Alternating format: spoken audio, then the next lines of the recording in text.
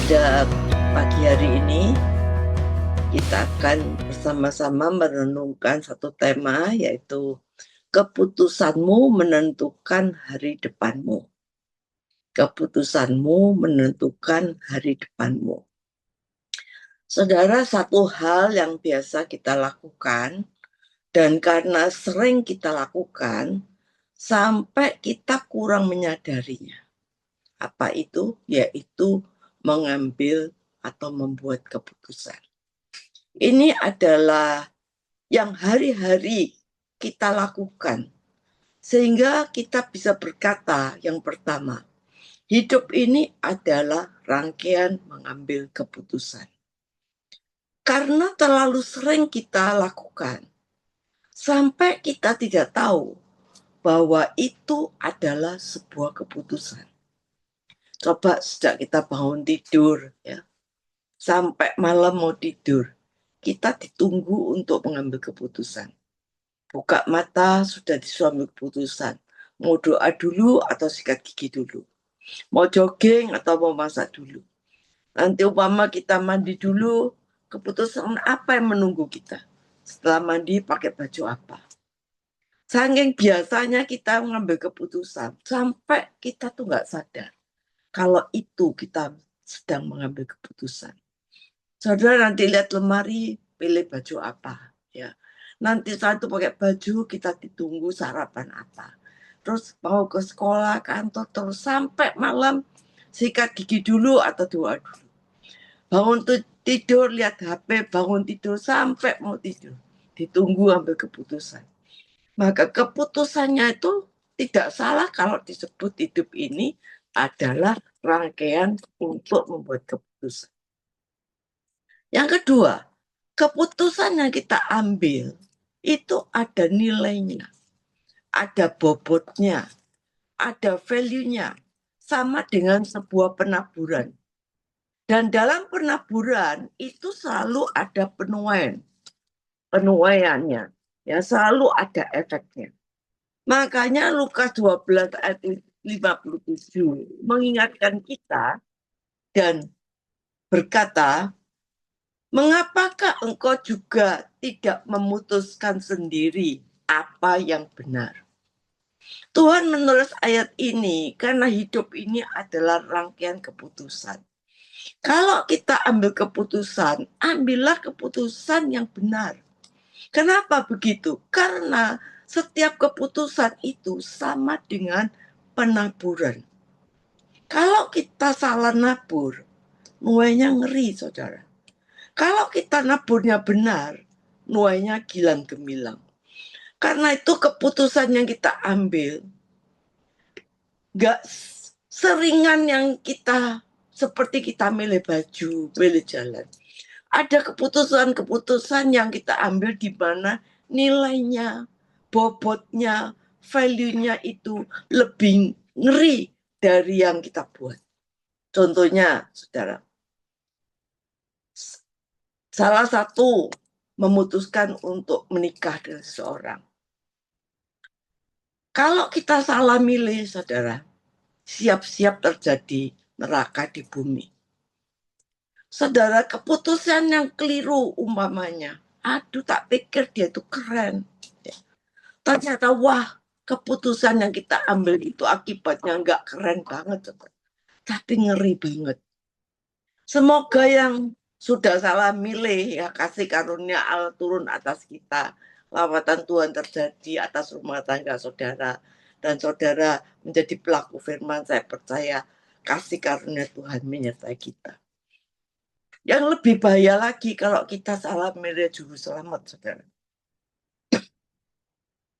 Itu lebih bahaya lagi dari salah milih jodoh. Karena ngerinya tuh sampai selama-lamanya. Sampai pada kegagalan. Saudara, bagaimana supaya keputusan apapun yang kita buat itu enggak salah? Bicara soal jodoh, uang, pelayanan, pekerjaan, kekekalan, apa saja yang kita ambil keputusan itu, kita enggak buat salah. Ya. Amsal 19 ayat 2, yang pertama ya, Amsal 19 ayat 2 berkata, tanpa pengetahuan, kerajinan pun tidak baik. Orang yang tergesa-gesa akan salah langkah. Jadi yang pertama, saudara, firman Tuhan mengingatkan, setiap ambil keputusan, jangan buru-buru. Jangan tergesa-gesa. Supaya apa? Supaya kita ini punya waktu mikir, punya waktu merenung, punya waktu diskusi dengan orang-orang terdekat, dengan orang tuamu, apa teman-teman seimanmu, teamworkmu, bapak rohanimu, ya, saudara-saudara seiman kita. Jangan buru-buru, apalagi soal pendamping hidup, soal investasi uang yang tidak sedikit. Milikilah waktu mikir, direnungkan baik-baik. Belajar, didiskusikan. Bahkan yang paling penting, milik waktu untuk berdoa. Apa yang kita pilih dan putuskan. Supaya apa? Tuhan ikut campur tangan, dilibatkan di dalam setiap pilihan kita. Itu yang paling penting. Saudara, jangan buru-buru nanti seperti Yosua dan tua-tua Israel yang dikibuli sama orang-orang dari Gibeon. Kalau saudara baca dalam Yosua nomor 9, Yosua 9 ayat 14 ya, dikatakan orang-orang ini datang dari negeri jauh. Dikatakan lalu orang-orang Israel mengambil bekal orang-orang itu, tetapi tidak minta keputusan Tuhan. Dikatakan Yosua dan tua-tua Israel tidak mau melibatkan Tuhan dalam keputusannya.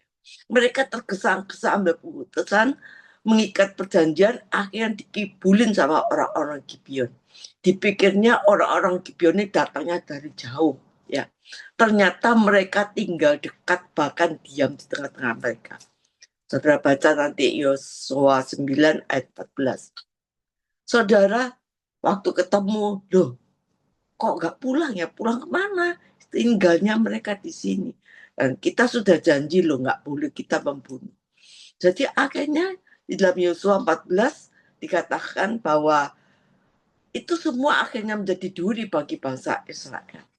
Jangan buru-buru, saudara. Jangan sok pintar. Jangan sok pengalaman. Ayo belajar menanti-nantikan Tuhan. Mikir, renungkan, diskusi dengan orang-orang terdekat, dengan orang tuamu, bapak rohanimu, renungkan, doakan. Supaya keputusan yang kita buat bukan keputusan yang salah. Saudara, ada orang yang tanya, ini, saya pikir ya, si idealnya memang begitu ya. Kayak gitu, jadi kalau kita ambil keputusan, itu kita harus berdoa dulu, kita harus berdiskusi ya. Tapi berapa kali yang ideal ini malah nggak terjadi dalam hidup kita, saudara. Berapa kali kita ini disudutkan di dalam situasi nggak sempat mikir, nggak sempat merenung, nggak sempat diskusi dengan orang terkait, bahkan nggak sempat doa. Kita sudah ditunggu untuk mengambil keputusan. Kadang-kadang orang tua sudah dalam kondisi genting. Sampai dokter berkata, ini segera tanda tangan. Saya harus ambil tindakan, orang tuamu harus operasi. Kalau nunggu rapat dengan lain-lainnya, berangkat orang tuamu. Kita harus segera mengambil keputusan. Loh, ada loh saudara di dalam situasi hidup ini yang kita nggak sempat mikir, nggak sempat merenung, nggak sempat diskusi, apalagi berdoa, apalagi doa puasa, tanya kehendak, nggak sempat, saudara. Pernah nggak saudara ngalami gitu? Saya pernah. Waktu saya operasi, suami saya dioperasi pertama kali otak, itu nggak sempat mikir harus dioperasi. Mau nggak mau harus tanda tangan. Kalau enggak, risiko saudara sendiri. Dan setelah dioperasi pun dikatakan bahwa kesembuhannya itu cuma 10%. Nggak sempat pikir, saudara. Akhirnya saya tanda tangan dan saya berdoa. Saya percaya bilur-bilur Yesus sudah menyembuhkan. Saudara, waktu operasi yang kedua juga begitu, saudara. Banyak Saya pernah mengalami di mana saya harus mengambil keputusan dalam waktu yang gak sempat doa, gak sempat ini, gak sempat mikir, gak sempat ini. Kadang-kadang sudah stres dulu. Saudara pernah nggak cari pesawat tiket murah ya, buka internet, luar harga murah. Kalau kita kebanyakan rapat, saudara tanya istri, tanya suami, tanya anak, saudara. Pas deal, hilang tiketnya, kita kecewa, hilang harga murahnya. Saudara, gimana kalau kita menghadapi sikon-sikon seperti ini?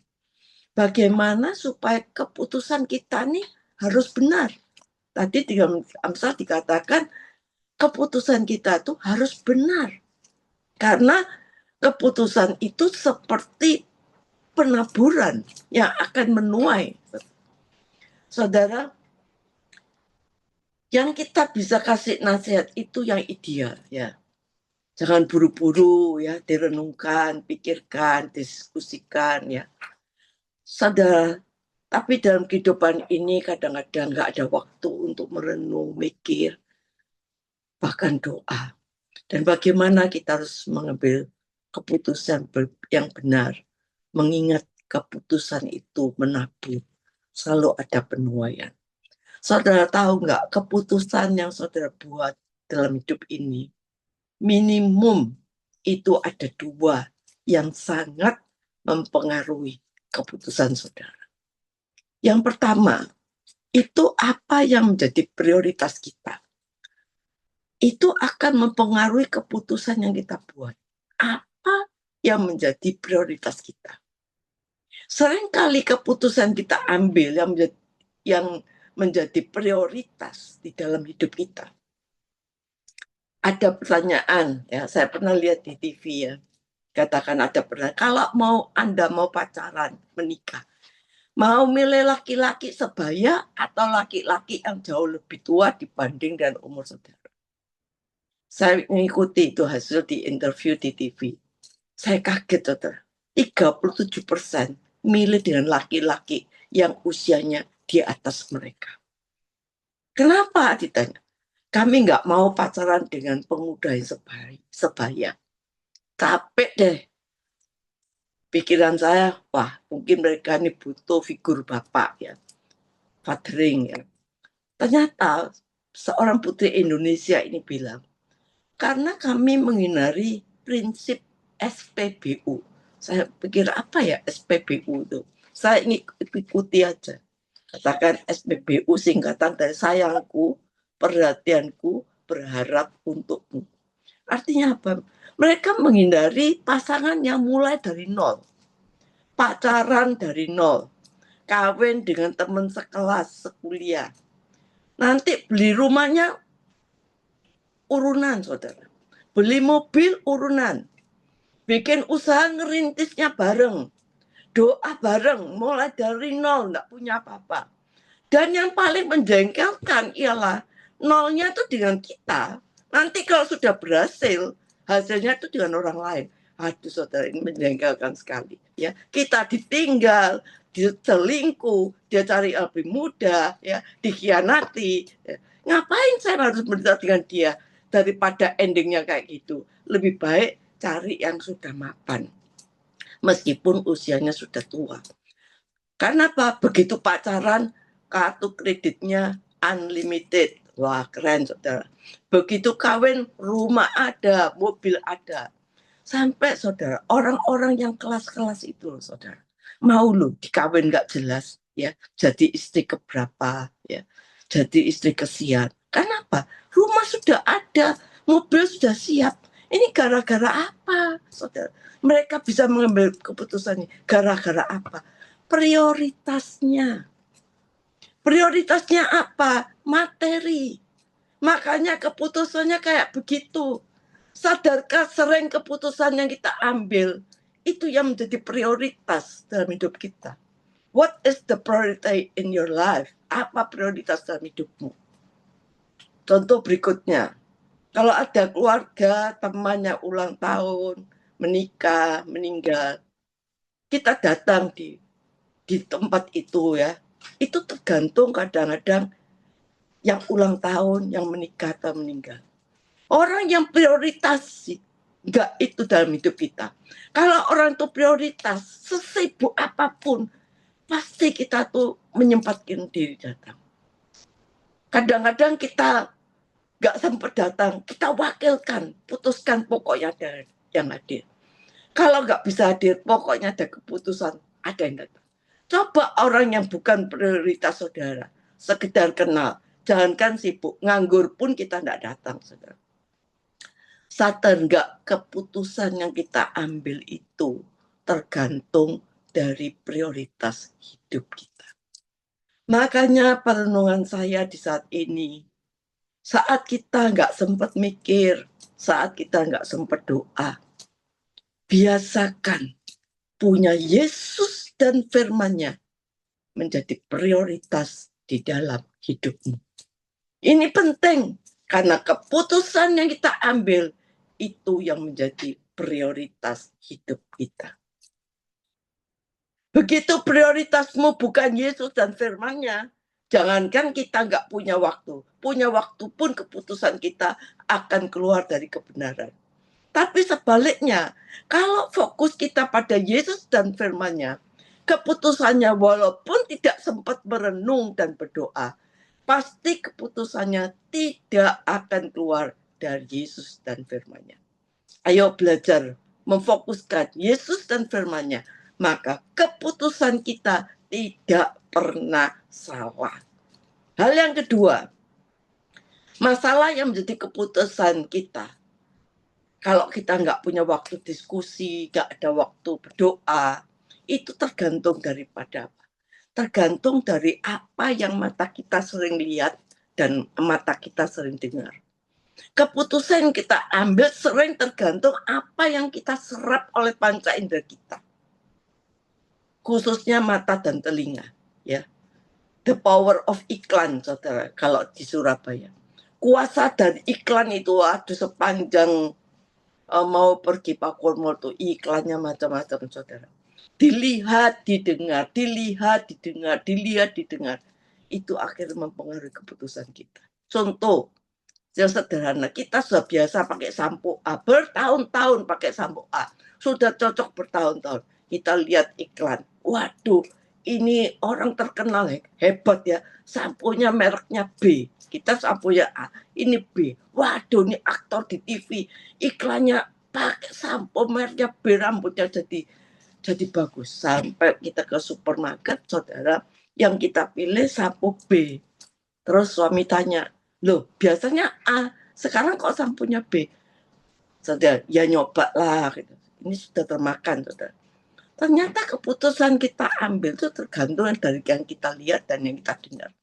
Makanya panca indera kita perlu diisi dengan Tuhan dan firman-Nya. Kalau kita lihat Yesus dan firman-Nya yang menjadi pengisi hidup kita, maka itu akan mempengaruhi keputusan kita.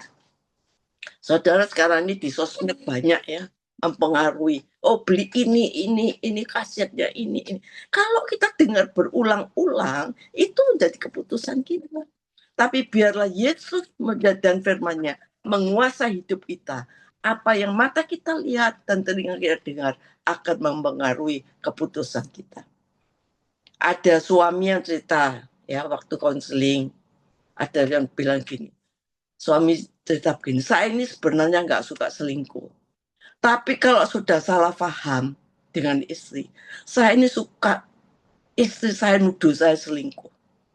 Wah, saya jengkel, geger sedikit dituduh selingkuh, lama-lama selingkuh sungguhan daripada basah, mandi sekalian biar tahu rasa. Saya bilang, loh kenapa kamu ambil keputusan itu? Ya saya jengkel. Bukan karena jengkel, karena telingamu dan matamu suka dengar apa yang kamu katakan. Makanya pas di momentum itu, kamu lakukan itu. Tapi ada seorang suami berkata, aku nih dituduh selingkuh. Tapi sampai mati, aku mau buktikan kalau aku nggak pernah selingkuh. Saudara, ini yang betul. Supaya dilihat anak-anak kita, teman-teman kita, supaya hidup kita berdampak di dalam mengambil keputusan. bagi anak-anak kita, bagi orang-orang lain. Hidup kita berdampak membawa banyak jiwa. Saudara, yang satu ini banyak terjadi yang pertama nih, karena banyak diserap, banyak terjadi sekarang kita, perceraian, perselingkuhan, dan banyak orang senang ketemu pembenaran. Kita lihat hamba-hamba Tuhan jatuh dalam perselingkuhan. Yuk kita mau belajar, mata kita, seluruh pendengaran kita, panca indera kita diisi dengan Yesus dan firman-Nya. Sampai apa yang kita putuskan, walaupun kita tidak sempat diskusi, nggak sempat mikir, nggak sempat ambil merenung, saudara. Tapi keputusan kita tetap benar. Jangan seperti Nyonya Thomas yang mau percaya sebelum lihat jarinya tertusuk.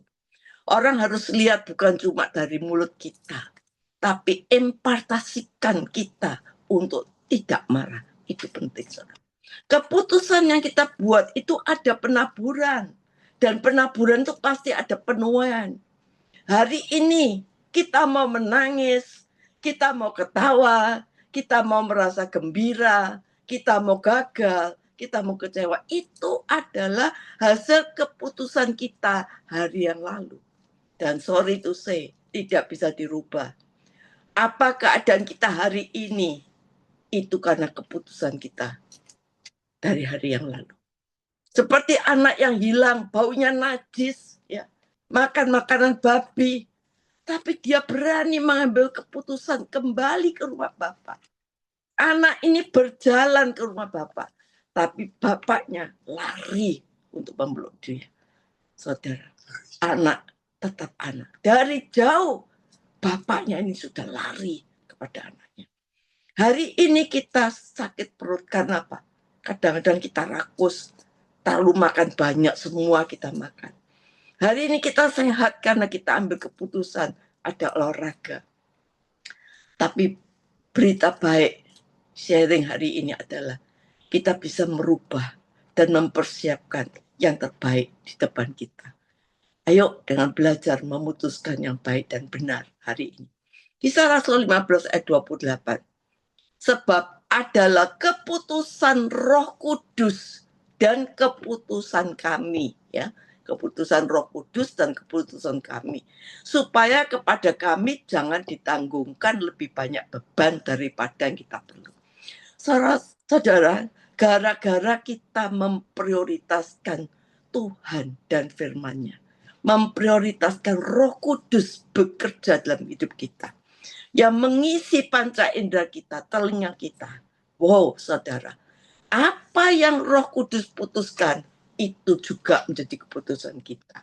Apa yang kita putuskan, itu juga Roh Kudus yang pilih buat kita. Saudara, karena kita biasa memprioritaskan Tuhan dan Roh Kudus dengan isi Tuhan dan kebenarannya, sampai ayat ini menjadi milik kita. Apa yang diputuskan Roh Kudus, itu yang menjadi keputusan kita. Itu matching, saudara. Siapa yang nggak pernah baca firman Tuhan, nggak pernah merenungkannya, saudara, maka saya percaya setiap keputusanmu ngaco terus, soal apapun, ya, soal duit, soal rumah tangga, soal pelayanan, soal apa, pasti saudara gagal, pasti saudara keputusan saudara nggak benar. Saudara pastikan tahun 2026 ini kita ambil satu keputusan yang benar. Karena apa? Kalau kita mengambil keputusan benar, kita akan menuai penaburan kita dengan hasil yang gilang gemilang. Cara kita melihat untuk mengambil keputusan itu menentukan sikap cara hidup kita. Saudara, melihat itu penting. Kita harus melihat Yesus yang besar karena kita punya Tuhan yang besar. Kita lihat bagaimana cara Gehazi memandang, melihat. Beda dengan Elisa. Gehazi melihat berkata, celaka. Waduh, celaka. Waduh, aku bangkrut. Waduh, rumahku hancur. Waduh, cerai. Tapi Elisa berkata, yang menyertai kita lebih banyak, lebih besar. Saudara, Tuhan buka mata bujangku, kata Elisa. Lalu Tuhan buka matanya. Saudara, mata jasmani selalu lihat masalah lebih besar. Tapi biarlah mata rohani kita melihat Tuhan lebih besar dari setiap masalah kita. Ayo rubah cara kita melihat. Ayo kita isi hidup kita, prioritaskan Tuhan di dalam segala-galanya. Maka itu akan menjadikan kita berkat selama-lamanya. Saudara, ini saya alami karena tadi malam tuh badan saya sampai telepon Pak Yongki bahwa mungkin saya nggak bisa makan Zoom karena saya waktu itu merasa untuk baca aja itu dada saya dudak. Saya lihat apa namanya gula saya tensinya drop. Jam 11 malam saya telepon Dokter Hans, dipantau tiap jam ya. Jadi kalau gulanya turun, cepat minum air gula. Saya nggak bisa tidur, saudara. Kasih obat tidur jam 3 sudah bangun. Dak, duk, dak, duk, dak, duk. Saya terus mulai telinga mendengar tahu dulu temannya suami saya meninggal karena gula drop. Itu gulanya 50 saat ini saya 67. Itu mulai mendengar. Tapi saya ingat sampai saya menjadi perenungan saat ini, saya ingat firman Tuhan. Mulai saya isi, saya setel lagu-lagu, Yesus lebih besar, terus Yesus lebih besar, Yesus lebih besar. Saya mendengarkan kemurahanmu lebih dari hidup. Nika bilang, ayo ma doa ma. Terus saudara, habis gitu saya ingat firman-Nya. Bilu-bilu Yesus sudah sembuhkan aku. Bilu-bilu sudah sembuhkan aku. Saya sudah terakhir bilang sama Pak Yongki, nanti Pak Yongki bilang nanti tak backup. Tapi saya percaya bilu-bilu sembuhkan saya. Sembuh, sembuh, saya sembuh. Yesus dan firman-Nya, saya ingat Yesus sembuh, sembuh, sembuh. Saya perkatakan dan saya ambil keputusan. Walaupun badan saya tidak enak, saya katakan Pak Yongki, saya akan menyelesaikan tugas saya dan saya merasa badan saya sehat.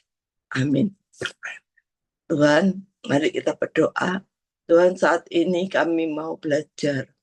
Di tahun 2026 ini, kami mau mengambil keputusan yang benar.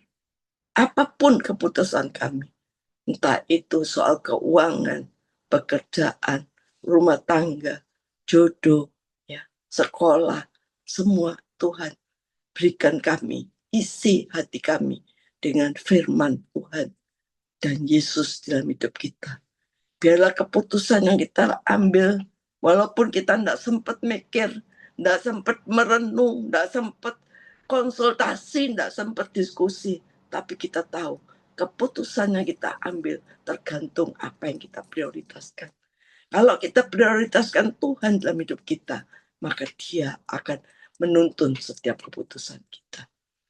Biarlah firman ini sungguh-sungguh menjadi bagian hidup kita, dan kita percaya kita akan menyelesaikan tahun 2026 bukan dengan kegagalan, tapi dengan satu kemenangan yang gilang gemilang, dan hidup kita berdampak bagi orang lain. Amin.